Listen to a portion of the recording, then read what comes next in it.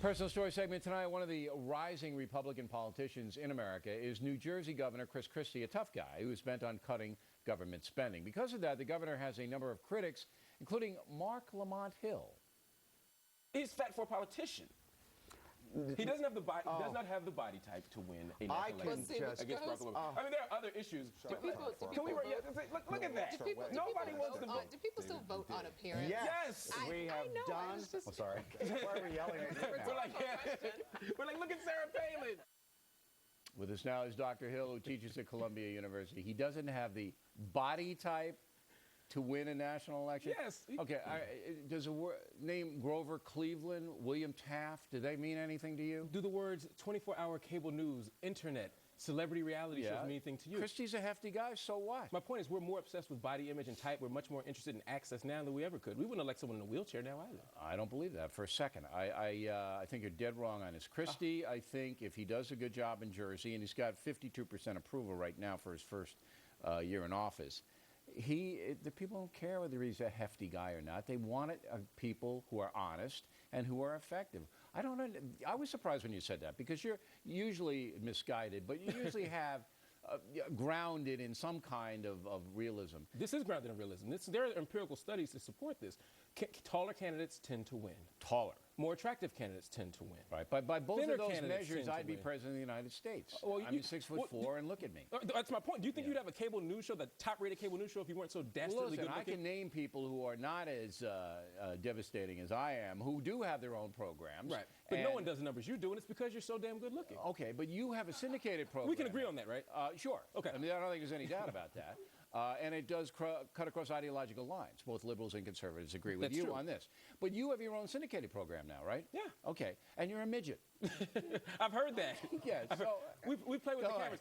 Here's the point, tall guy. Tell me the point. The American people, unfortunately, still rely on very shallow criteria sometimes. I think your record and your ideology are primary, but it is still a demerit to be overweight. It is still a demerit to be older. It is still a demerit. I just don't buy it. I don't buy it. I think that Americans are so fed up with the shallow garbage that they are looking for problem solvers. And Christie has impressed me, and I'm not easy to impress. Hey, look, he impresses me too. I don't agree with him, but I think he's a great politician. He's a strong leader. He stands for something. And he's a nice guy. I've met him. But and you can't push him around. Of course because he's hefty. That's right. No one's pushing him around. Barack Obama looks light in the loafers to people. I think that troubles them too. I just think for a professor at Columbia University, that was an unbelievable shallow thing. It wasn't shallow because this is where conservatives like to twist my words. I like to talk about getting rid of spin. Okay. Yeah. The point here is that I'm not saying that they shouldn't vote for him because he's overweight. You just say that's your perception of the American public. I'm saying the American people tend to vote that way. No one wants a president who smells like bacon after he runs up the steps. Well, you don't know what he smells like. I'm just saying no one wants someone who sweats. No one wants someone who looks unhealthy. Would you want an attorney general who looked out of shape? If he solved crime. Excuse me. If he solves crime. I meant to say a surgeon general. Would you want a surgeon general who looked out of shape? If they had the right philosophy and were effective, I don't care about their personal hygiene. Most Americans aren't as sophisticated as you. The reality is that's not true. I'm about as least sophisticated. All right, I want to get on to it. I haven't talked to you since the election.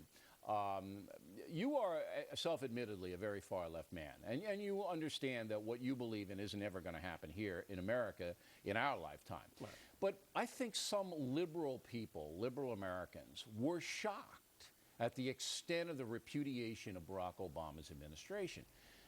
You weren't shocked. You knew what was going to happen. No, right? I think when people don't have jobs, when the economy is crumbling, and obviously we've had tough economic moments, I think people have a problem with extremism on either side of the aisle. I think many people perceive Barack Obama to be to the extreme left, and so they're going to push back. But the Tea Party is perceived to be on extreme right, and the Tea Party did okay in that election. The Tea Party did okay because they weren't the incumbent party. They were outsiders, and also the Tea Party didn't just challenge liberals. I'm going to disagree with you. Let me finish this point. They didn't just challenge liberals. They challenged business as usual from the Republican Party as well. They challenged the establishment, but I think in times of economic crisis, extremism can take root, and you saw that in the Weimar Republic in Germany, and you saw it in the Tsar in Russia. But the American political system doesn't allow for that. No, it doesn't, and thank God.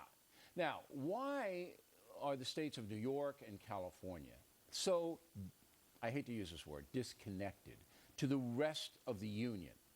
Do you know? You work here in New York. Yeah. Why? Well, I probably represent sort of an unusual set of the New York crowd in the sense that I'm on the extreme left in New York at an extremely liberal university.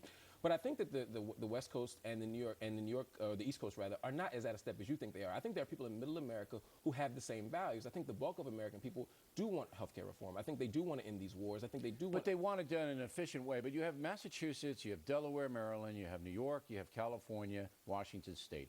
These are liberal enclaves, and I don't know why exactly. Do you know why? I don't agree with the premise, though. Again, I think that there are enclaves of liberalism all throughout the nation, and I think there are pockets of conservatism. Well, they went one way, and the rest of the country went the other. That's absolutely true, and I think some of that had to do with the candidates on the ballot. You know, Jerry Brown was a much more desirable candidate, quite frankly. Barbara Boxer Boxer was more desirable. I was going to say Barbara Boxer had a tougher time, I think, because I think she won by 10 points. I'm talking about in terms of making a case Barbara for herself. Boxer, I submit, would have lost to in the people. 45 out of 50 states. Oh, I disagree.